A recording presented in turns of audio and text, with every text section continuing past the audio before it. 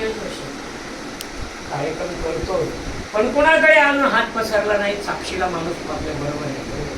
45 वर्षात कुणाच्या रुपयाला शिवलो नाही. फक्त कीर्तन करतो आणि निघतो.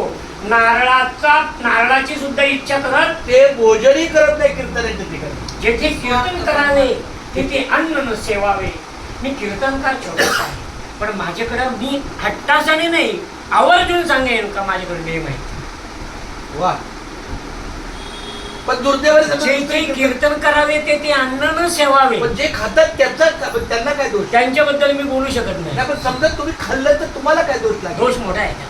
तो सांगा म्हणजे कदा सांगू मी सांगा. अगोदर दुसरी गोष्ट सांगतो, नंतर ती पुढची सांगतो. एका वाक्यात सांगतो. समजा आता यांच्या घरी मोठं कार्य आहे नाही, आणि तुम्हाला ते सांगतो, कीर्तनाला बोलवलंय. ते सांगतो. त्यांचं काय म्हणणं आहे की तुम्ही आता ऐका, म्हणजे मी पहिला मुद्दा सांगितल्यानंतर तो तुमचा मुद्दा लक्षात येईल. ओके, चला. रामकृष्ण. आता तुम्ही स्वतः कष्ट करून तुमच्या स्वतःचं अन्न खाताना, ओके, तुम्हाला समजेल, पटेल किंवा न पटेल, पण पटवून घ्या.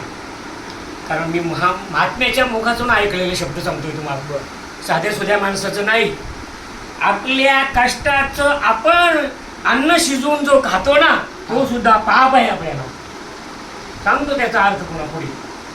पण ते पाप कधी लागत नाही. तुम्ही जेव्हा नामस्मरण करत अन्न खाता तेव्हा ते पुण्य होतं. आणि तुम्ही नामस्मरण न करता ते तुमचं स्वतःचं पण कष्टाचं अन्न खातात, ते पण पाप आहे. पण ते पाप का नसेल?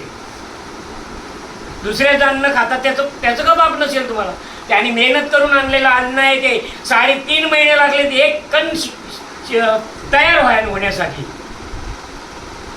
काय एका बीजा केला नाश तेव्हा भोगिले कणीस, मग भोगिले कणीस तेव्हा नाही, मग शब्द. एका बीजा केला नाश, एक बीजाचा नाश केला, पण त्याला 150 बीज आला. त्याला 150 कण आले एका कणसाला. ज्वारीच्या, भाताच्या, साळीच्या, आमच्याकडे भात बोलतो, तुमच्याकडे साळी बोलतो. ज्वारीच्या, बाजरीच्या कणसाला जास्त बीज असतो. एकच बीज पेरला होता शेतकऱ्यांनी, त्याचा नाश केला. त्याचा नाश झाल्याशिवाय तुम्हाला 1000 बीज भेटत नाही. आणि ते बीज होताना 3.5 महिने लागले, त्याच्या कष्ट केले त्या शेतकऱ्यांनी, त्याचा अन्न त्यांनी खाला, तरी पण पाप लागला. मग दुसऱ्याचं अन्न खाल्यावर पाप नाही लागलं. जेथे कीर्तन करावे तेथे अन्न सेवावे. अर्थ कळला? पुढचा ऐका. त्याप्रमाणे सांगून होतो, 2 मिनिटं जातील. मुका लावू नये भाळा, माळ घालू नये गळा. तुकाराम महाराज कीर्तन करायचे, पण दुसऱ्याचा आबीर पण लावून घेतला नाही. तुकाराम महाराजांनी पुडी बांधून न्यायचे. तुकाराम महाराज मुका लावू नये भाळा, माळ घालू नये गळा. मग माळ म्हणजे का? माळ घातलेली काढायची का? घालू नये म्हणजे पुष्पहार म्हणजे माळ, फुलांची माळ. एका बोवाला 100 हार. एका हाराची किंमत 150 रुपये. एका हाराची किंमत 100-150. 100 हारांची किंमत 15,000 रुपये झाली. 15,000चे तांदूळ आणले तर किती लोक जेवतील? किती लोक जेवतील? मग एका बोवाला 100 हार जर लागत असतील, म्हणून तुकाराम महाराज बोलले, भुका लावू नये भाळा, माळ घालू नये गळा. अजून पुढचं प्रमाण अतिशय उत्तम आहे, त्याच्या पुढचं पण अतिशय उत्तम आहे. तट्टा वृषभाशी दाना, हे अभंगली महत्वाचे ते लिहून घ्यायचे तुम्ही. तट्टा वृषभाशी दाना, तृण मागू नये दाना. गाढवाला किंवा घोड्याला तट्टा बोलतात आणि बैलाला वृषभ बोलतात संस्कृतमध्ये. तट्टा वृषभाशी दाना. तुकाराम महाराजांची भाषा उच्च कोटीची, म्हणून संस्कृत वापरली. तट्टा वृषभाशी दाना, तृण मागू नये दाना. म्हणजे बैलाला कडबा लागतो आणि गाढवाला, घोड्याला हरभरा किंवा गाजर लागतो. तुम्ही किती जेवले तरी तुम्हाला जिलेबीचा किंवा लाडूचा एक जर पीस दिला तर तुम्ही नक्की खाणार. गोडवा खाणार तुम्ही जेवले असले तरी.